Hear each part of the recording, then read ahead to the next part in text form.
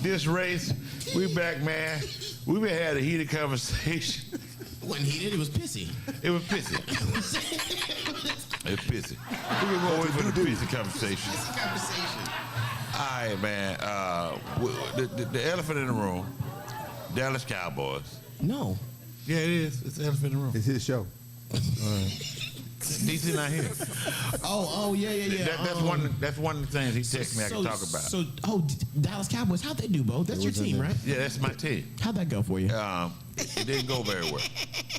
Well, can you describe that last play of the game? The stupidest shit I've ever seen in the world. If I was Zeke Elliott, I would, the man of trade. I'm not a goddamn center.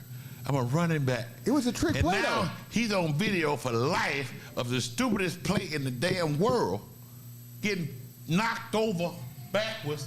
That video gonna be played all over for years, and he gonna see that. If I was him, I'd go in there and say, "Hey man, trade me today." Did you see the meme about it though?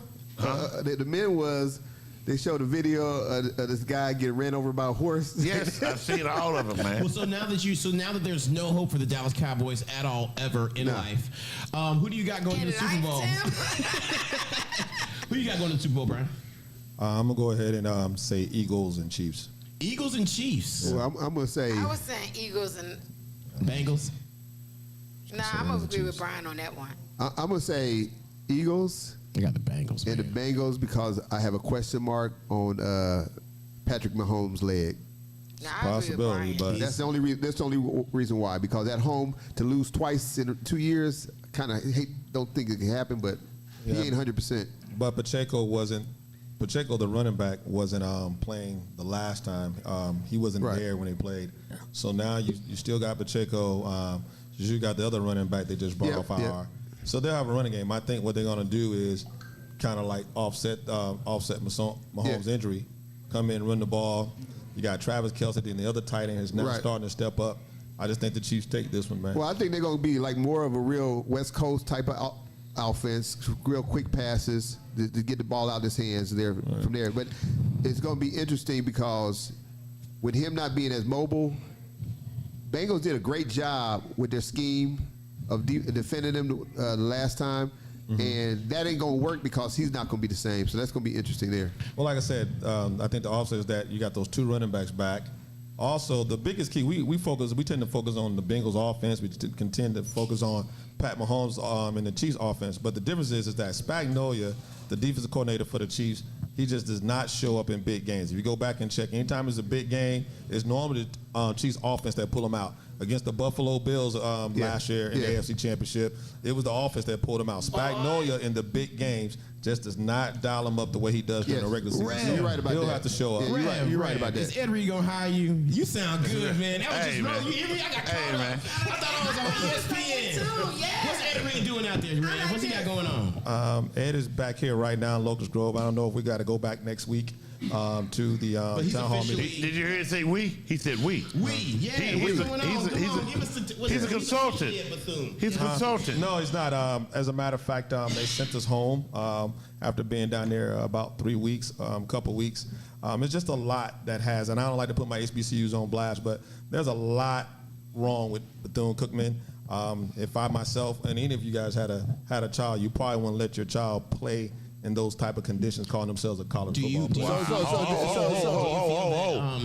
Let's stop right there.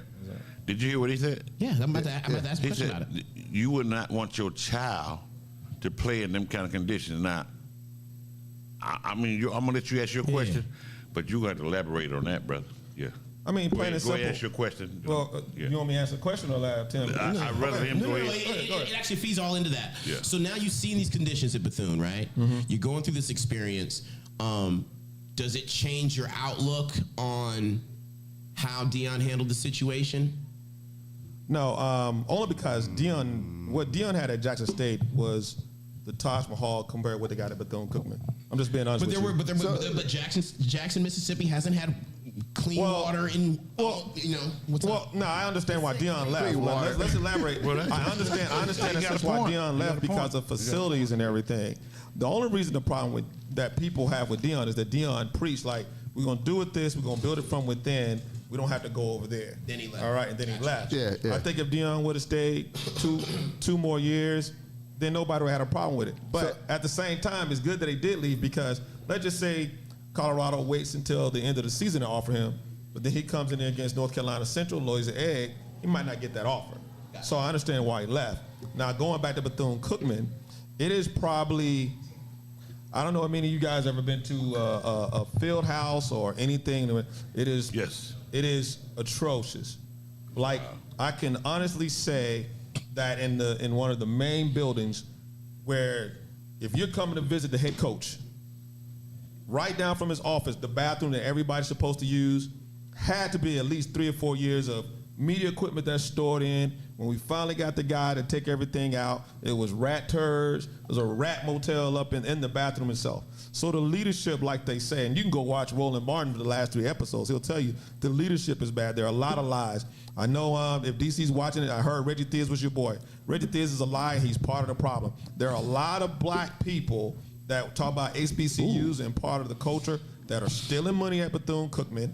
I got pictures that I can show off camera and everything until we get all this stuff sorted out. That Bethune just not right. But the Miami Dolphins have donated things. They got it sitting up in storage. There are so many stuff that's just wrong with that university. I don't even see how they've had football. So do you think that this is just a Bethune-Cookman issue, or is this a systemic? HBCU, right? Is this an HBCU? No, it is a Bethune-Cookman issue because you check Southern, you check Alabama State, So you check Prairie View, Right. you check So North they don't have Carolina similar. They don't have similar Tennessee issues. State. They got facilities. They got indoors. Bethune-Cookman, name anybody's ever heard if you get through playing a football game, you don't have showers for your players? That's weird.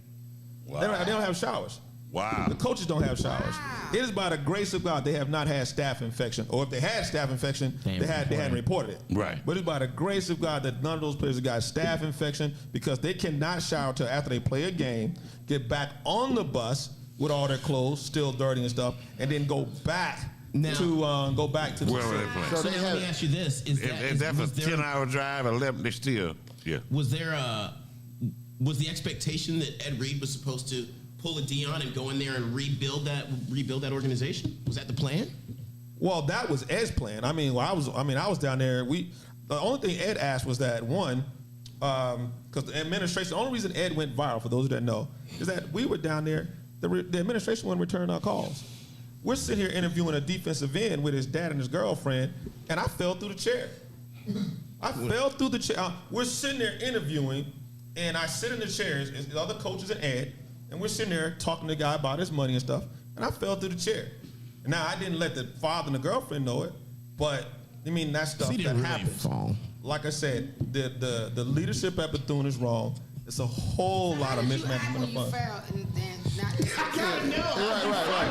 How did you fall? No, I just really fell. fall. No, I just fell through and trust me, the coach was making fun. He started calling me Booty Chicks Harper or something. I was sitting I was through the chair. So you went through the bottom of the I chair, went through the bottom of the chair. not the back of the chair. Not the back. I just went through the bottom chair.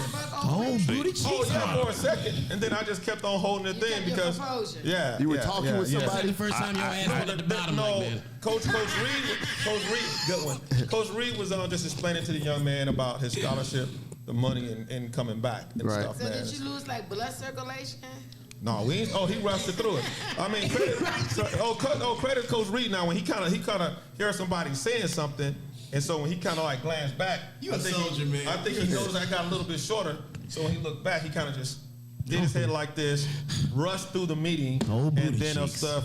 Then he, was like, man, are you all right, and all that stuff. So you had a workplace injury. The reason I want to definitely bring this conversation up, because I talked to Bryan about this issue, and I didn't want to bring it up. I wanted him to bring it up because he knows all the particulars of it.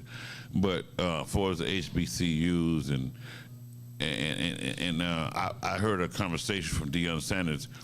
He was saying that when the white colleges, the alumni, they give back 61 to 65% of the alumni give back to the schools. He said HBCUs, only 7% of the alumni give back to the school. That's the number they try to give Deion, but until Deion, and I'll tell him to his face, Right. until Deion can compensate for the $5.4 billion that they owe the HBCUs, then there's nothing. University of Tennessee. You're talking about the government, right? Yeah, The but the government, university, but they owe. but also the University of Tennessee Right. have gotten funded where they owe Tennessee State $54 million. That's a complete whole new $45,000 stadium. So there's hold other on. issues, though. Let's get it straight, right? So you got state schools and you got universities. Right. Yeah. So Jackson State was a state sponsored. Right. It's All state these HBCUs, most of them are state sponsored. Right. They're not university. But they're still owed money they're and still terrible by the underfunded. state. They're a state university. What I'm state saying is, universities. the Right. state's supposed to Same fund, thing. Right. give some of that compensation. So what's the So- whole so- the state so not hold on. giving them the money? We know what's Well, up. yeah, that's Right. a whole So other It's story. two things. Either the state is dragging their heels because it is a HBCU, Yeah. or the state is giving them money because we know the president, whether So- he so Trump, look- but that's a- Biden, that- look give at- them money and the funds are mismatched. That's a situation that happens with all HBCUs in every state. But It specifically, happens at PWIs. Yeah. It's just that it happens so, at PWIs. so Well, explain the PWI. but in terms of Bethune-Cookman, right. Gotcha. Yeah. Well, he got to explain that. I know what it is. I know what it is. so they did not ratify his contract, right? Right. Okay. So So we just didn't sign it.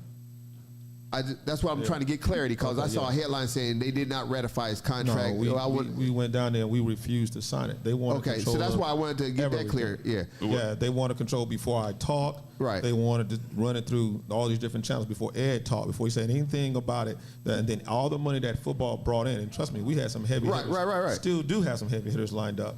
They was wanting all of that to go to all the sports. And Ed was like, no, it's going to go to football. And then once we build football up, then That makes everybody sense. That makes Okay. sense. All right. Yeah. So back to PWI, predominantly white institution. I was saying I want him to explain that. But now, so what's the difference between a university and a state for people who don't know? Such as Who you. funds the university and who funds the state? You know what I'm saying? Because most of your state colleges are the one that's suffering. Am I right? Yeah, but that's, I mean, you got. You don't hear about universities numbers that- suffering. Huh? You don't hear about Colorado University. You don't hear about what I Dion think went it's to. more University of research based. University, Is the yeah. difference in them Yeah, two. yeah, I'm not yeah. just No, no, Research it based, ain't but about that, also how many people that attend your school Yeah, and right, institution, right. but how many things you're accredited for. Okay, Right, but right. I'm saying who funds the university? But what you talking about is private versus Private, public. Yeah, No, right. no, no, no. Yes, he is. Who yes, you are, funds, yeah. who funds university and who funds state? States You and have universities private can- universities and you have public. And like the state funds universities as well as they do colleges. But like you said, you do have private universities through non-private organizations that are funded from outside sources. But believe you me, those outside sources are still tied into something to where black people and black colleges have suffered one way or the other. So now I got a question here. So states are suffering, universities are excelling. So going back to Bethune-Cookman, just Right around. is there a plan B for Bethune, or is there a plan to try to look for that opportunity at another HBCU? Right now, we'll see how everything goes with the town hall meeting. Like I said, we packed up and left like they asked us to.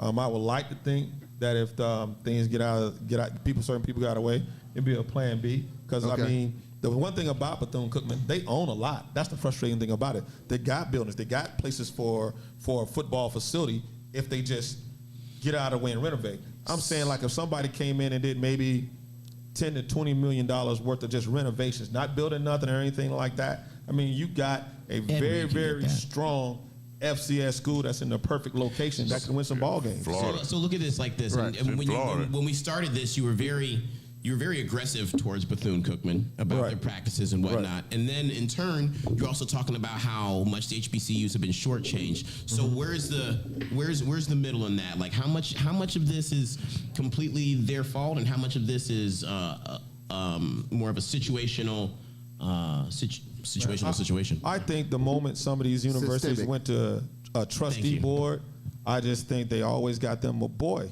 on there that's going to report, that's always going to say they're doing this, and that's going to keep us just at a certain level. And until universities, now I agree with Dion, is until a lot of the alumni get in, it's more than 7%, but Right. start forcing these people out, make Right. them making the right decisions, be accountable where our money goes, as well as making these states accountable and giving us our money, then there's always going to be that So problem. is there another approach to coming into any type of HBCU and saying, hey, here's a plan, coming up with a plan that we know this is going to be the issue going in.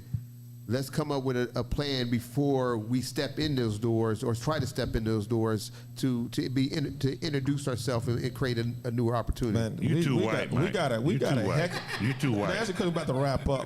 Black people don't think like that. To answer your question, yes, we do. I mean, you got guys who come out with a full plan like Ed had and fundraise everything we got. But if you got somebody in that administration board on that, and you know how some of us can be, who does this N-word think he is? Right. Then they're going to block it. And sometimes they don't have nothing to do with the white man or anything like that. Right, It has to do with us. Exactly. And that's the part I hate about it. And that's what we're facing. Question, no, I knew about it.